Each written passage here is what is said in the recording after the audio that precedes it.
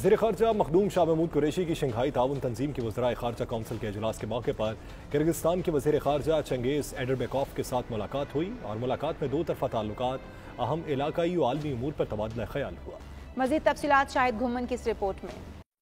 وزیر خارجہ شاہ محمود قریشی کی شنگھائی تعاون تنظیم کی وزرائے خارجہ کونسل کے اجلاس کے موقع پر کرغزستان کے وزیر خارجہ چنگیز ایڈربیکوف کے ساتھ اہم ملاقات ہوئی۔ ملاقات کے دوران پاکستان اور کرغزستان کے درمیان زمینی اور ہوائی روابط کو مزید بڑھانے پر بھی غور کیا گیا۔ وزیر خارجہ شاہ محمود قریشی نے کرغزستان میں مقیم پاکستانی کمیونٹی کا خصوصی خیال رکھنے پر اپنے ہم منصب کا شکریہ ادا کیا۔ وزیر خارجہ نے کورونا چیلنج سے نمٹنے کے لیے پاکستان کی طرف سے اٹھائے گئے مؤثر اقدامات سے بھی آگاہ کیا، جن کے باعث وائرس کے پھیلاؤ میں خاطر خواہ کمی واقع ہوئی۔ وزیر خارجہ شاہ محمود قریشی نے شنگھائی تعاون تنظیم کے وزرائے خارجہ کے اجلاس کے بعد صحافیوں کو تفصیلات سے بھی آگاہ کیا۔ اقوام متحدہ کا رول سینٹرل ہونا چاہیے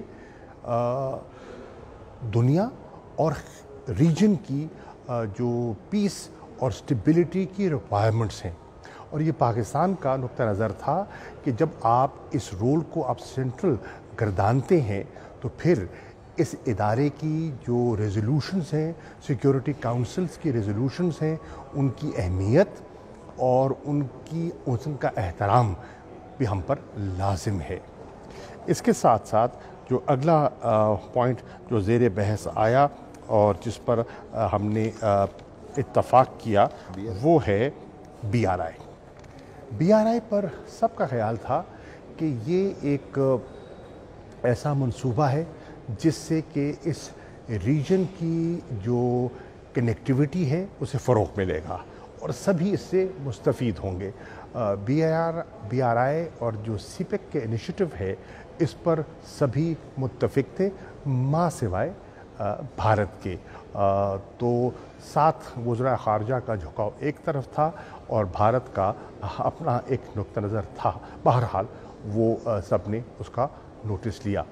اس موقع پر شاہ محمود قریشی نے بھارت کی جانب سے مقبوضہ جموں کشمیر میں جاری انسانی حقوق کی خلاف ورزیوں، بھارتی یک طرفہ اقدامات کا باعث خطے کے امن کو درپیش خطرات سے بھی کرغزستان کے وزیر خارجہ کو آگاہ کیا۔ دونوں وزرائے خارجہ کا پاکستان اور کرغزستان کے درمیان مختلف باہمی دلچسپی کے کثیر الجہتی شعبہ جات میں دو طرفہ تعاون کو وسعت دینے پر بھی اتفاق ہوا۔ وزیر خارجہ شاہ محمود قریشی کا 2 روزہ دورہ آج اختتام پذیر ہو جائے گا۔ شاہد گھومن، 92 نیوز، ماسکو، روس۔